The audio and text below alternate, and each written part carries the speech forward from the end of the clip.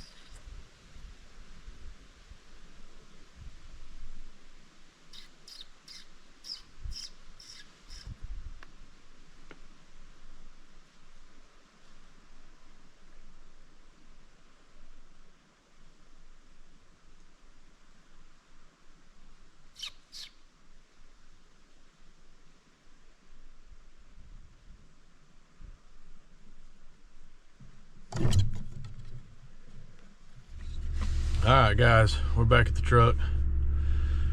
We had a pretty busy morning up to about 8 o'clock. After that, it kind of slowed down. As soon as we got in the tree, as soon as we got daylight, I heard deer chasing down there in the bottom. I was able to see, because I was up in the tree about 12-15 foot up in a tree, and Easton was down there at the base. And we I seen one of the does come off the top side of the other mountain ridge there and come down and went across the saddle there. And then I kept hearing the other one up on top, but I never could see it. And a little bit of time had passed, and I started hearing a buck raking his antlers. I thought I heard him pawing the ground too, but I'm not 100% sure of that. So either he was making a scrape or he was rubbing a tree, but you could hear his antlers. And so he sounded like a pretty good sized buck. And I don't know how much time really had passed, and Easton whispered to me that he seen him come up out of the bottom and come up, and then he disappeared on him. I never seen him. That's what one, you know, there's always a plus to being, you know, you don't have as much cover on the ground at times. Sometimes you can get more cover on the ground, but you know, Easton was down lower and he could see under some of the underbrush that I couldn't see under. And it was a little bit of time after that I heard some more chasing, and we had a few does come in, and a smaller little, I don't really know what he was. He's real weird antlered.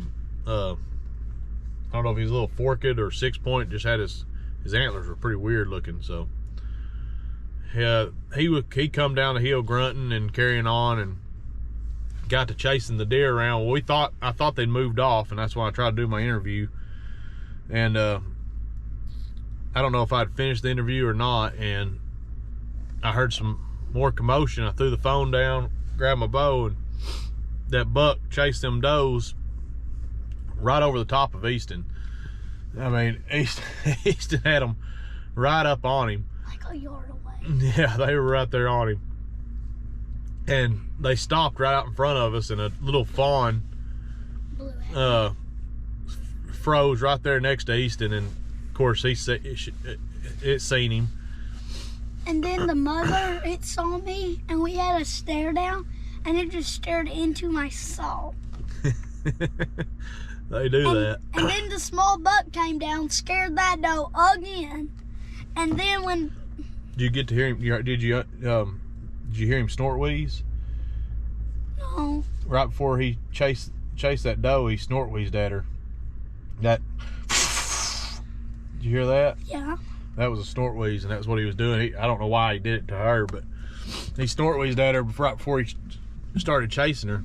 Yeah, but that doe, that mama doe, did not like me. She was stomping at me. And with all that going on, there was more deer on the other opposite ridge there, moving back and forth across that ridge. I mean, we had deer all over us for the first hour and a half of the morning. And then finally they took off, and it pretty much died down after that. And well, we had a coyote come in. It was moving across that opposite ridge again, and I started squeaking at it, and it come into about 15 yards of Easton. So Easton got a up front. I was gonna shoot it, but it shot through well, I had two shooting lanes there, and I wasn't ready when he got to the first one. Just being new to the tree saddle, I was trying to find how to get positioned right and stuff, and I just wasn't ready whenever he shot through there. And then the second one, I was ready, but I just wasn't comfortable with the shot, and I didn't want to just sling an arrow out there at him. And that was pretty much the rest of the morning. We ended up scouting our way back, made a little half circle through there, and I felt like we needed to be about another 50 to 100 yards farther down the ridge. But 50 would have been the safe spot. I think we'd have been all right there, but 100 yards is really where we needed to be. But with the wind this morning, it was coming up out of that draw. It was a northwest wind, and it was coming right out of that draw, and it was sucking right up that drainage towards the saddle there. So it was a northwest wind till it it reached the ridge and then it turned into more of a west wind. And so if we would have went where I originally wanted to go, which is about 100 yards farther down, which was where all the sign was, all them deer that we seen this morning, every one of them would have winded us, you know. And none of them, I don't think any of them winded us this morning, so that's a good thing. We may hunt in there again in the morning. We may leave it alone because youth season's next weekend. So that's a pretty good spot that we might be able to get Easton on a deer right there with all the deer moving through there. That's all for this morning. We may hunt this evening. I'm not sure yet. We got some things to do. It's going to be windy as crap this evening. And it's supposed to die off tonight. So in the morning may be a pretty good morning. So, Easton?